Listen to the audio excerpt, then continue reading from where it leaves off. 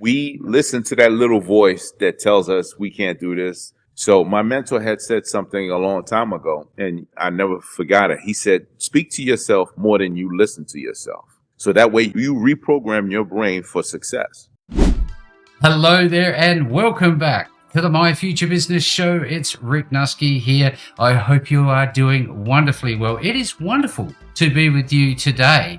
In fact, it's always a great opportunity. It is my greatest pleasure to be the host of this show for you. Now, on today's show, I have the pleasure of welcoming author Darren Williams, and we're going to be talking about overcoming adversity, finding strategies for coping with challenges, and how to turn those challenges into opportunities for growth. Now, beyond that, we're also going to be exploring his latest book called Overcoming and Beating the Odds, Turning Each of Life's Lessons into Blessings. So there's certainly a lot to unpack here, Darren.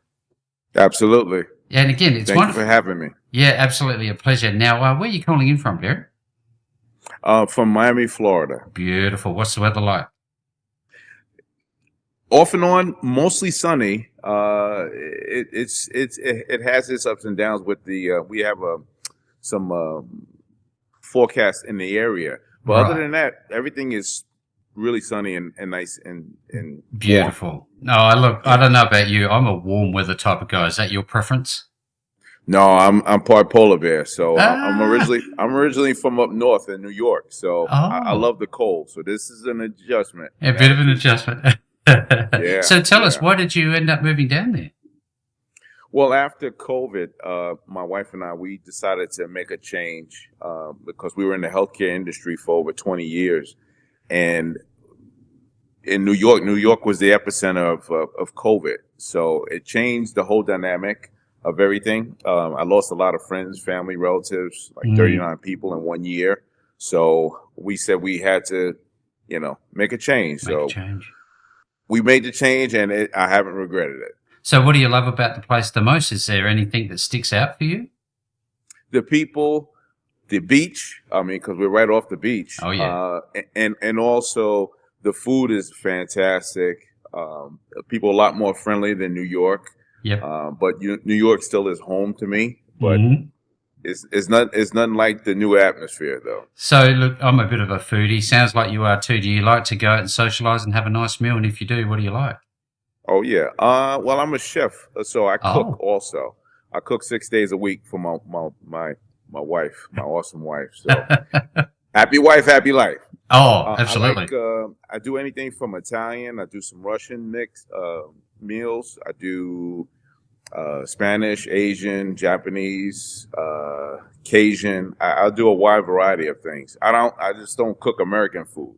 It seems to me that somebody like yourself with such a diverse, culinary background would find it difficult to have something that you like the most. Is there something that you would have over and above everything else if you could?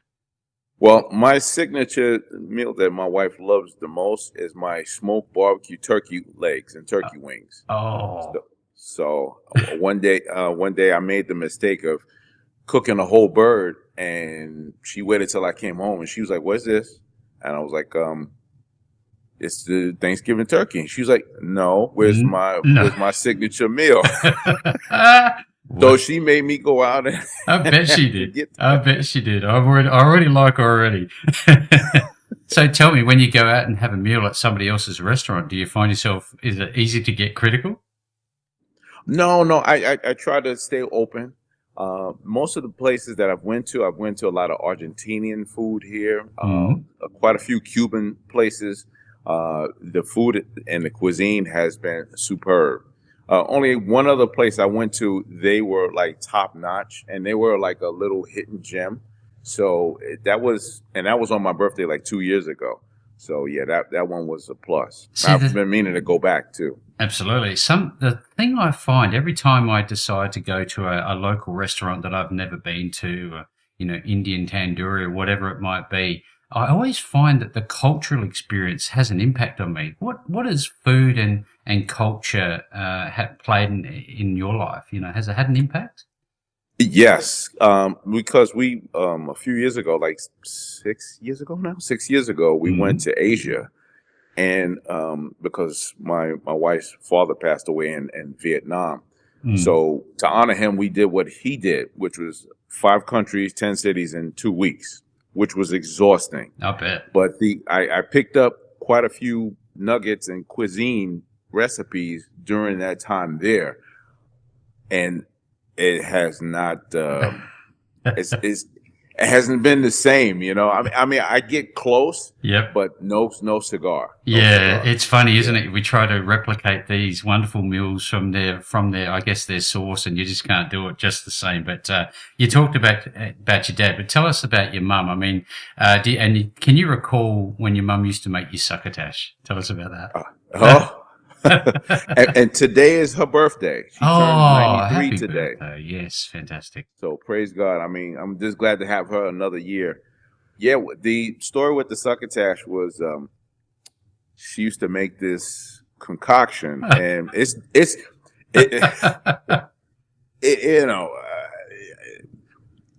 it's from the South. Yeah, from the South. Yep. So it's big in the South, and I'm from up north, and some things it didn't sit well with me. You know, there's a few dishes I don't eat. So she made us sit down to eat this thing, and we were like, okay. My brother looked at me, I looked at him. He looked at me, I looked at him, and you know, she was like, "You guys better eat this," and I was like, "Okay, yeah, you know, because otherwise, you know, we get a whooping." So she made a beeline to the bathroom, and that's all we needed was a couple of seconds to dispose of the evidence. I love it. And what was the bad part about it, we forgot all about it. And then a few weeks later, you know, it started permeating in the house. Oh, no. And we had to try to find out where it was, and she discovered it. And she whooped the daylights out of both of us. Bet. Yeah. I tell you what, you know, just the name succotash does something to me. It just makes me curl up a little bit.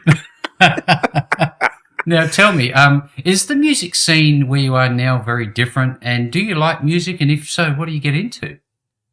Oh, yeah. The music scene is much more open here because here in Miami, this is like the epicenter, especially spring break. All the kids come down here, and it gets out of control. But recently we were at a birthday party, and they had a mariachi band come in, and they tore it up. I mean, I have not seen a mariachi band, an actual authentic mariachi band. I mean, with the hat, the attire, the music, and they were fantastic. They were fantastic. And they were there for quite some time, practically the whole evening, about 5 or 6 hours, and they tore it up. And they went through a lot of oldies and stuff too, you know. Yeah, I love music. I've got a special place in my heart, especially if you're having a meal with friends and you've got the background live bands. Because for me, live bands are where it's at. Is that your preference? Yes. Yep. Yes. Definitely. Yes. And my family. I don't know if you really remember one of the old gospel groups. It was called the Consolers. Mm-hmm. That's my family on my grandmother's side. Yeah, fantastic. I love it. Yeah. Thank you for sharing. Now, when you were growing up, obviously you were in New York. Is that right? And yes. And you know, you talk about it in your book. You refer to it as growing up in the hood. Tell us a little bit about that experience.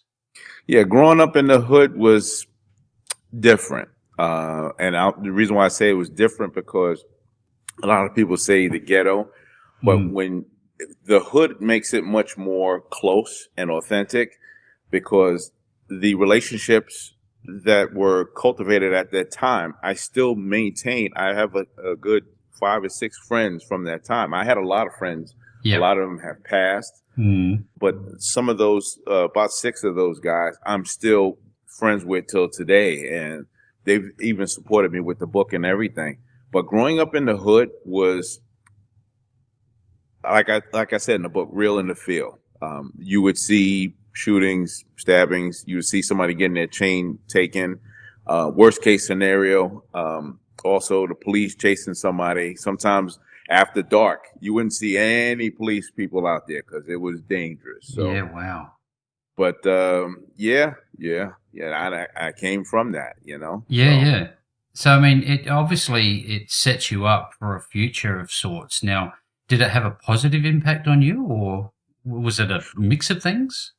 That was a mix of things because to a degree, I was kind of isolated, being that, my brothers, and I was the youngest of my brothers, and they kind of uh, um, made sure that I stayed out of trouble, and they also made sure that just in case if I needed backup or if I needed somebody to bounce ideas off of, they were there. So, and some of my older brothers, they weren't there because of one brother, he went to the army at an early age, and another brother, he was in college, so he was away at school and at camp and things like that. And then I had another brother, he went to the Marine Corps. So yeah. So they're very disciplined by the sounds of it. But tell me, you've talked about your mum and your dad and your siblings. Who else in your life had, I guess, an impact and inspired you to become the person you are today, do you think? Several of my mentors over the years, Unique Dunn, I call him Power U because he definitely shaped and molded me. I went from being homeless for 3 years, a little more than 3 years, to getting linked up with him, and he kind of shaped and molded me and told me exactly this is mentorship. And I knew nothing about mentorship. He and another gentleman by the name of Father Fay, and Father Fay helped me during my time when I didn't really have a place to stay. He would let me stay in the church. And these two men were a godsend for me. And also I met another young man who taught me martial arts, and he's my grandmaster to today. And I have a lot to thank for a lot of people that have helped guided me. So along the way, this is my way of paying it forward and paying it back, and to be able to share my story and be able to help impact and help somebody else who might be going through what I went through. Well, there's certainly a lot to unpack here. Now, my eldest son, he's into martial arts. He's almost ready to go for his grading, his black belt grading of all things. Nice. It's taking him a long time to get there, as you would appreciate. But he also suffers asthma.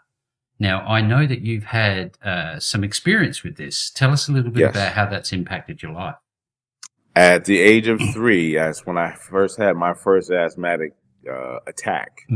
And we didn't know what asthma was until they rushed me to the hospital.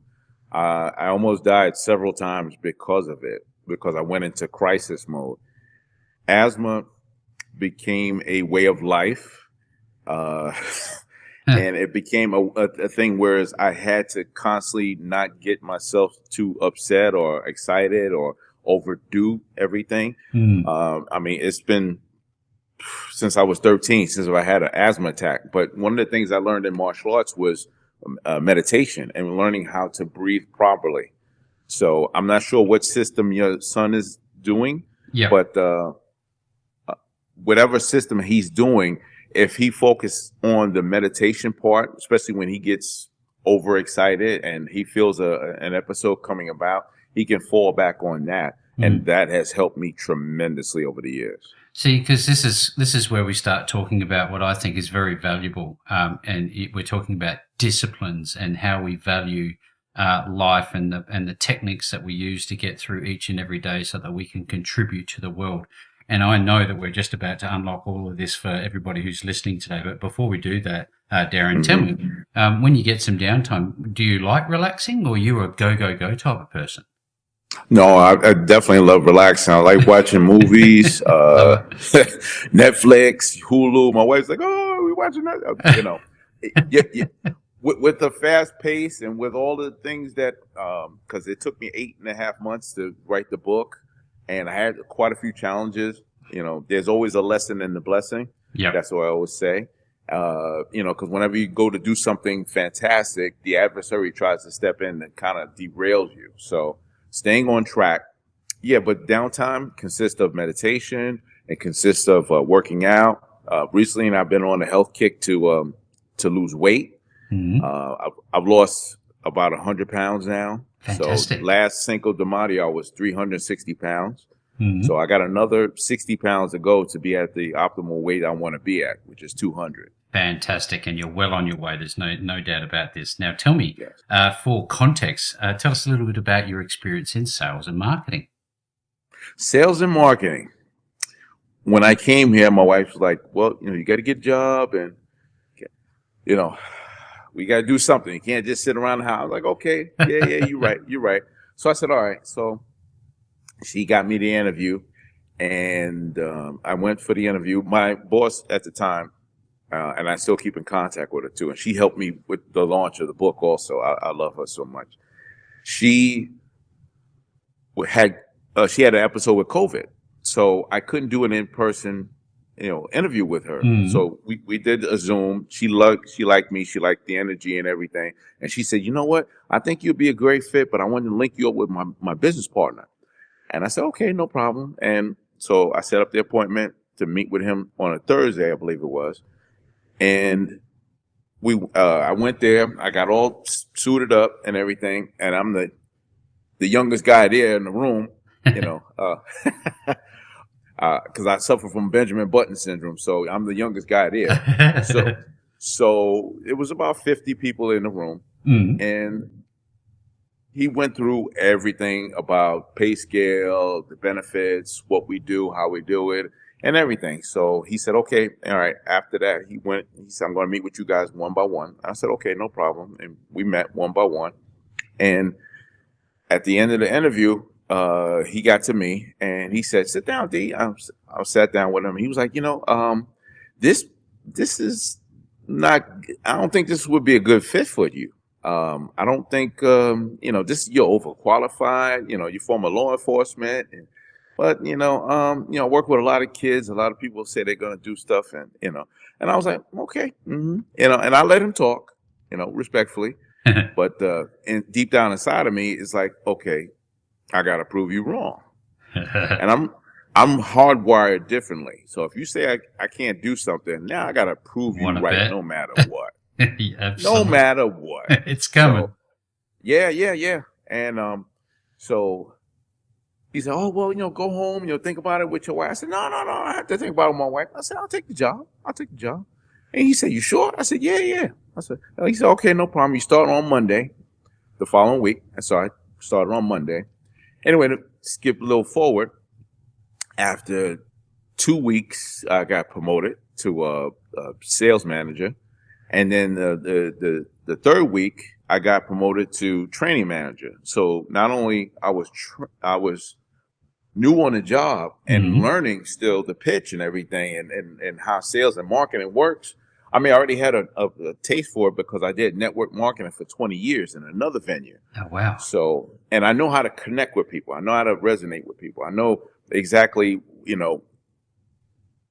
talking to someone, what their needs might be. So anyway, to make a long story short, he came up to me a month later and he waited till everybody left because we had a big meeting. It was like 40 people there. He left, everybody left. And he stuck around. He said, yeah, DC, let me talk to you real quick. I said, what's up, boss? And he said, I've heard the wind blow before and I've heard people talk the talk. And he said, but, with all the sales you've been making, you're the real deal, so I said, I appreciate that. I appreciate That's that. excellent. I don't like to brag. No. I let my work speak for itself. Absolutely. Very humble. What I say is in the hood we say is no BS allowed. I think that's a universal language, isn't it? This is a no BS door. Do not walk through it. Yeah, absolutely. Now, you've obviously been surrounded by a lot of successful people. The network marketing space would have certainly exposed you to hundreds, if not thousands, of those successful entrepreneurs and the likes. But what sort of lessons have they taught you about, I guess, business and yourself and life in general? Well, especially when it comes to sales, not everybody's meant to do sales. That's the first thing. The second thing is even if the person wants to give it the great resolve try, I was able to work with a lot of those folks. I became the trainer that trained the trainers. Yeah. So my team and I, about 10 of us, we got together and we did over $1 million in sales. My looking at my sales, because you were able to check your sales for your stats for the whole entire time that you were there working for the company. Now, out of the 5 charities that I worked for Disabled American Veterans, which is a big charity that's near and dear to my heart. Doctors Without Borders, and they respond to tragedies throughout the world on a moment's notice. These doctors are putting themselves in harm's way. You know, ASPCA with the animals, love it. Heifer International, and the Nature Conservatory, which they deal with the ecosystems and everything. So out of those 5 charities, nobody had the highest ranking that I had. Wow. So, in all of North America, I had the highest retention in all of North America. That is incredible. You know, that doesn't happen by chance, does it? You got to have something about you for you to get there. Now, in terms of strategies that you've used personally to overcome different types of adversity, every day we wake up, as long as we've got 2 feet and a heartbeat, there's going to be something in our day that's going against us. How do you manage to get around those things, and what do you suggest for people who struggle with this sort of thing? Well, I suggest several things. Putting together routines, habits, and goals. Goals without a habit or routine to attach to the habit, it's like when we say we're going to lose weight at the end of the year, or I'm going to eat healthier, and we want to eat the pizza that we didn't supposed to be eating. Yep. So I attached some good habits to bad habits that I was doing, and then you change your outlook upon things, especially if you have goals set. Because every morning I have a daily routine, in other words. Yeah. And every morning I wake up, I do some stuff with apple cider vinegar. That's my drink of choice. That's been helping me to flush out all the toxins, and it also corrected my cholesterol. So I do a lot of health stuff in the morning. Sometimes I do a green drink. But a little bit before that, I'll pray. So, you know, not everybody believes like I do. I have to be one with the Creator. So, you know, and that's just me. And then I do positive affirmations. I'll go over my goals. So I have a whole routine that I do. And positive affirmations are powerful because a lot of times getting into a person's head, we listen to that little voice that tells us we can't do this, the doubt, the fear, the anxiety, I'll never achieve this, or whatever the case is. That's because we listen to that voice. So my mentor had said something a long time ago, and I never forgot it. He said, speak to yourself more than you listen to yourself. So that way you reprogram your brain for success. And doing those positive affirmations, I do 25 to 30 positive affirmations every morning. And that's how I get my morning started. Yes. So, yeah. But, you know, you set yourself up for the right mindset and, that framework that you use. It's clearly working. Absolutely. So, we talked about adversity, Darren, and I guess in that there'll be a number of challenges that pop up throughout the day. But, how do you turn those into opportunities for personal growth? Well, like I said, in sales, a couple of times, well, more than a few times, we had challenges setting up at different locations. Sometimes the location, they might have not received the paperwork. They might not want us to come because they had some big GM, general manager, coming in. Another time we had some things where we were supposed to be at the place on another day. So I worked through a lot of those challenges. One of the challenges we had when we were in Pensacola, I did a road trip with the company, and we wound up bouncing to 3 different locations. So, and it was disheartening being bounced from location to location. Okay. But whatever doesn't kill you makes you stronger. Of course. Yeah. First and foremost. So I always look at a setback as a comeback. It's a setup for a comeback. In other words, like Willie Jolly always talks about, and it's so true. So we wound up getting posted up at this one location, and we did some phenomenal numbers that day. We had one young lady, she came there and she shared with me. She wanted to donate, and this was right after I had already got 3 donations for that day. So, and I pretty much gauged how many donations I wanted to do throughout that week I was there. So the young lady came and she told me she really wanted to donate. And I said, well, what's stopping you? So she told me, you know, her story. And her story was one of challenges with her adopted daughter. So her adopted daughter, she had problems connecting with her. So I said, well, okay, all right. Besides the donation, tell me, you know, because I did mental health for 20 years in New York. So, and I'm trained in de-escalation tactics, or autism also. So it might be something in there that I could help. So she told me, and we went and she went into details and everything. And I gave her some ideas and she was like, wow, I didn't think about that. And I said, well, how does she respond to your husband? I said, does she look at him as a father figure? She said, yeah. And I said, well, did you ever really find out? Because she was bounced from foster home to foster home to foster home. Foster kids have a problem. They have a challenge connecting and trusting.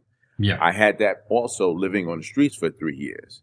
So, and I gave her some ideas and she thanked me till the hilt. She hugged me and she cried. And that was so rewarding, you know, to be able to help somebody like that. And this is the thing: if we look outwards as opposed to inwards, and we're focusing on the needs and benefits and how we can help others, we're on the right track. So you're certainly doing some wonderful work.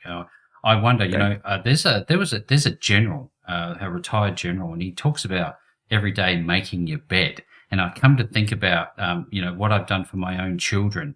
And I always say to them, make your bed in the morning, because at the end of the day, even if you've had a terrible day, you can get back into this nicely made bed. And it's always stuck with us. And I think about two things: focus and discipline. You know that if you obviously go into the military like your brothers have done and you have a daily routines, this all takes discipline. So how important are both of those things, focus and discipline? Well, focus is, if you don't have focus, that's why 90% of the folks, they fail in business. That's why a lot of folks fail in going to school or even collaborating with anyone to get their point across, because focus helps you to have that laser beam to be able to say, you know what, okay, I might not be good with this, but I'm good with this. Yes. So it gives you an idea, a sense of purpose, and it points you in the right direction. Because a lot of times, and I've talked to a lot of young folks, especially the young folks that worked with me in the sales, a lot of them, they had no clue what sales and marketing was all about. They had no clue of, you know, they saw things on TV, they saw things in the movies. No, it's real in the field. Yep. When you come across someone, you know, you can have the best preparation in the world, but the most important thing is being able to say, you know what, this, and this is what I'm going to achieve. And I did that. And I've completed a big variety of folks that were able to duplicate me. So one of my sayings I used to like to say was, don't innovate, duplicate. Ah, yes, absolutely. And it's one thing, you know, we've just touched on this whole difference between practical action and implementation theory, but does taking action help build confidence, do you think? The more you do something? It doesn't take but baby steps to go forward. And little by little, over a long period of time, just like with the weight loss, I started losing weight little by little. This is my third time actually losing weight with the system I'm using. And I came up with this system because I don't believe in diets. Diets don't work. The minute you get off the diet, that you go back to and then you want to gain more weight than you were supposed to. And that happened to me during COVID. So, but I'm back to, because I had a health scare in February. My doctor had told me, he said, you know, you're diabetic. And it was like somebody dropped a 10-ton bomb on top of me, you know? I bet. Yeah. But as of June, since I've lost all the weight, I'm no longer diabetic. Excellent. That is a blessing in itself, isn't it? Yes. I wonder, you know, we touched on adversity before. We touched on so many things so far, but do you think through adversity that, or do you think it's important for us to experience adversity and challenges to actually find what we're on this earth for, our purpose? Yes. And adversity, challenges don't make the man, it reveals the man or woman. Mm. So by having those challenges, by having those setbacks, by having those difficulties, reveals just how you can find different ways. I'm solution oriented. So, and I had to be, because, living on the streets, I had to learn how to hustle. I had to learn how to sell lemonade stands. I learned how to play pool, and I did a lot of stuff, to survive. But adversity, and I could have sat back and said, why is me, why did this happen? That, I'll never amount to this. I'll never amount. No, no, no, no. I always look for the silver lining. So adversity helps you to determine if you're really going to go somewhere in life. And even if you don't have that direction or path, get around someone that has that vision, that has maybe had something similar to what you've gone through, and kind of mimic them. Like I said, don't innovate, duplicate. Absolutely.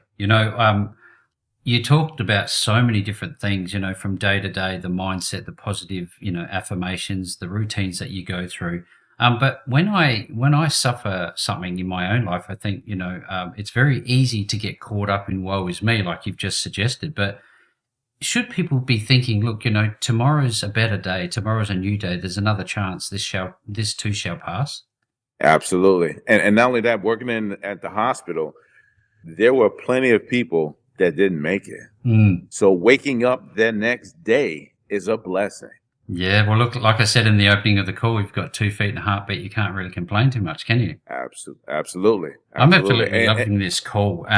Now, given all the things we've been through, and it's funny, I find that the most interesting and happy people and the ones with the most humor are the same very people who have been through the most adversity, the most challenges. Would you agree with that? Absolutely. 100%. Do you think humor is important? Humor, and also not taking things too literal sometimes, because sometimes, you can get around, and I talked about this in the book, getting around toxic people, and you have to protect your 8-pound brain from all that toxicity, because there's so much muck out there, so much noise, and it's easy to get caught up in that stuff. So that's why I don't watch TV. My wife and I, we haven't watched TV literally in a few years now. And you got to protect your brain, and you got to protect your core, because that's going to help you to stay focused and be able to say, you know what, I can do something. I can do all things through he who strengthens me, Yeah, absolutely. This is a wonderful call. I've taken so much, and I'm sure the audience is too. Thank you very much, Darren. Now, but let's shift gear. Let's talk about what it meant to actually author a book. I know the challenges that are associated, having written one myself. I'd love to learn about what it meant to you to, become an author. Well, this is 2 decades in the making, because, like I said, the first time I had shared my experiences with someone, there were several doctors and several nurses that I worked with, and especially in the mental health. And they were like, I can't believe you've been through all of that and you're as positive as you are. They said, you need to write a book. And I was like, yeah, okay, all right. And I let it, let it slide, permeate in the back burner. But in the back of my mind, was like, what if they're right? Maybe I because they were like, D, you can help a lot of people. I was like, really? Sometimes, we hear the wind blow. So I'm thinking that somebody's, trying to blow smoke in my direction. So I'm like, so I finally said, you know what, enough's enough. And last year I said, okay, I'm going to do it. So I started this journey in November, and we finished in July. So it was, I had quite a few challenges up until the actual launch, but whatever it doesn't kill you makes you stronger. That's an intense time frame.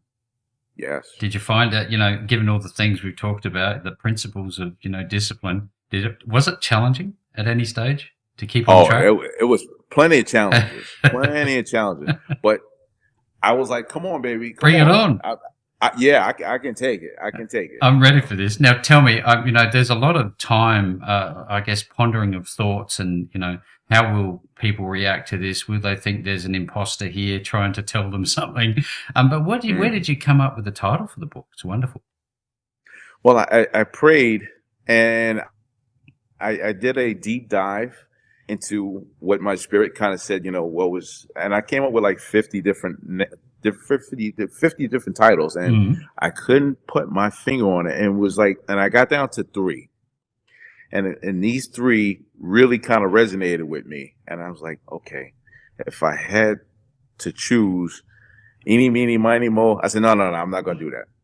I said, it's this one, and sure enough, it was the culmination of both those titles, or the main title and the subtitle were both. So I combined them to make what this it book. is. I love it. Yeah. Now, I know that it's had a lot of great reviews, and we're going to be sharing with the audience how they can get their hands on it, DC, at the end of the call. But why was it important for you to write the book? I know that you had external influences, other people saying, look, you need to write this book. But, you had that nagging, I guess, that voice inside your head telling you that you needed to do this. What kept you going? What kept me going was, once again, when I was helping all the young folks in sales, because I trained over 300-400 people. They kept saying, especially when I would be working with them, and I had people requesting to work with me a week and 2 weeks in advance, especially when they couldn't make a sale, and I had to kind of tweak what they did, because like I said, I'm solution oriented.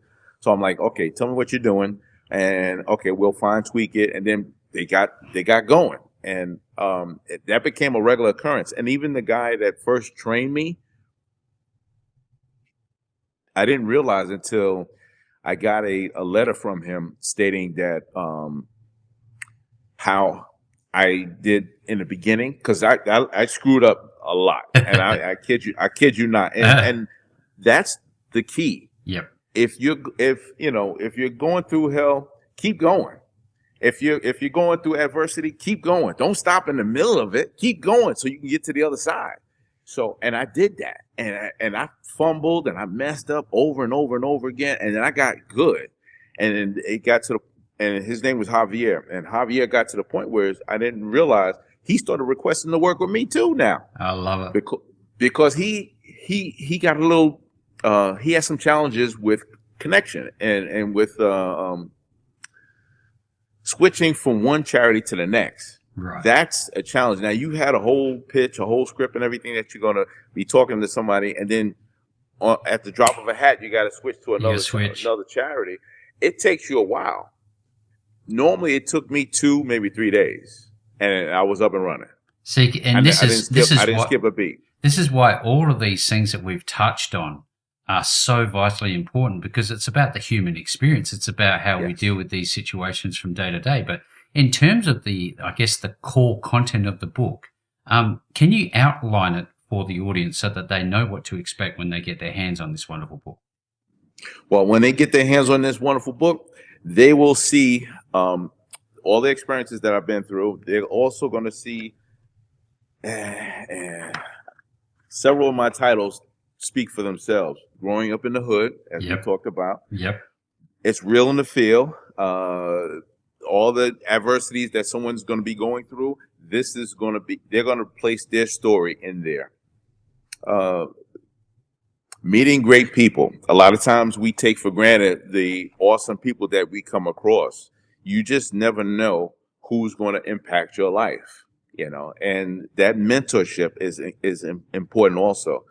Protecting your brain, protecting your core is also very good and necessary nowadays, especially after COVID. A lot of youth are suffering from that isolation, not being able to connect.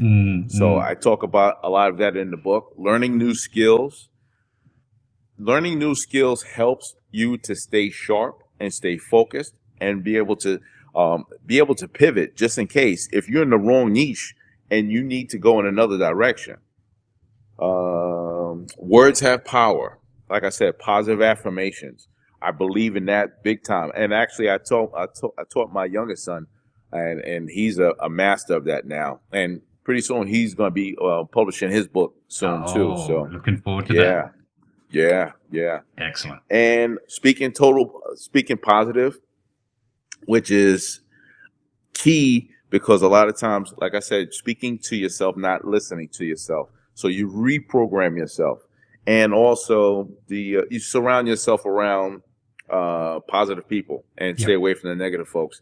I had to do an assessment for a lot of the folks that I was conjugating, being around, even working with in the mental health and the hospital. Some of those folks were toxic, and you really want to get away from that. You don't want to walk away from that. You want to kind of run away from that. Run away, because because that toxicity will permeate on top of you. It spill over. And then dream team. Your first team should be you and what you're trying to do. If you're a family person, you and your family, you are your team. And that home team is so important. A lot of times people take that for granted. And a lot of the young folks that I worked with, they really didn't have a good home life, and I felt for them, and I was able to relate to them also, because my home life growing up was it was challenging. Yeah. But whatever doesn't kill you makes you stronger. That's a repeating theme, isn't it? Yes. And then the last thing is becoming unstoppable. And that sells it all. Absolutely. Well, look, you've certainly revealed, I guess, the truth behind the book, and I think it's an important point for people who want to pick it up. Now, how did you know when it was finished? Did you, because I found it to be a struggle. I didn't know when to stop. Did you have that? Well, I'm glad you have brought that up, because my wife was like, when she read the original manuscript, she said, and my wife's from another country. She's from Russia. All right. So she said, baby, this is too dark. You got to put a positive spin on some of this stuff. And I said, okay, you're right. So there's a lot of content that I had to take out of the book. So, because I wanted to be uplifting and empowering. Yep. So, a lot of that was dark times, and even a lot of my kids, they don't really know a lot of that stuff. My wife knows most of that stuff, but no, my kids don't really know. What do they say? Out of the dark comes the light. Absolutely. You can't have. And what happens in the dark shall come to the light. Absolutely. Is there another book, do you think? Do you have something inside of you? It just feels like you do. Yes. Is it underway? Tell us it is. My youngest son, he was just asking me, the one that's going to be an author soon. Yeah. And publish his book. Praise God, I'm speaking that. He said, Dad, he said he's going to be buying a few books for a few people that he know, and he's pretty good friends with. So I'm like, okay, if it can help them, if it can inspire them, but if they're not looking to be inspired, if they're not looking for any help, I wouldn't bark up that tree. That's fine. You know. But leading, I guess, to the point of the call where I always have this thought about, you've done so much work to come so far. You've experienced so many different things, Darren. When somebody provides a review or they talk to you directly about how the book has impacted them, how does it actually make you feel? A few of those reviews have made me cry, because, and these are other authors that have reviewed my book, which, I mean, I'm very honored that other authors are telling me how it's impacted them and how they're getting the book in the hands of a lot of their readers and even endorsing it. I hadn't expected that, and I hadn't expected to do all these podcasts and everything, but getting the word out, it's a blessing. So, it's been humbling. So I don't like to read my press clippings. I'm not a person where I look for accolades and all that. It's not ego, is it? No. And that's clear to me. But look, if anybody's on this show today, we're going to be making sure that you have access to this book. Darren, I was wondering if you could share with the audience how they can actually learn more about you, connect with you, and get access to the book as well. Absolutely. They can get the book at Amazon.com. and in next week, the audio version will be coming out. Excellent. And the audio version, I had a young man.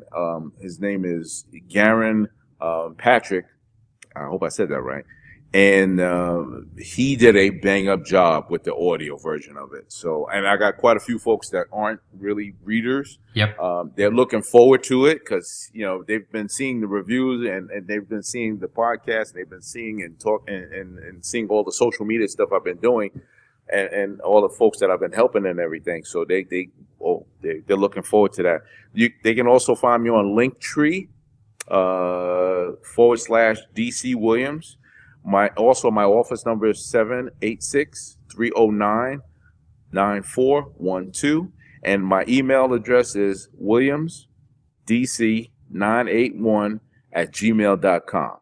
And the beautiful part about having this recorded on video and in audio, DC, that everybody will be able to find you. So in closing this call, if you're listening to this, you want to connect with DC, get access to his books, go to his Linktree, you will find the links to all of those things below this interview post. No matter where you see it, you're going to have access to all of those things. And with all that being said, DC, love this call. Thank you so very much for joining me on the My Future Business Show today. Thank you so much. I appreciate it. You guys have been a godsend to me. Thank you.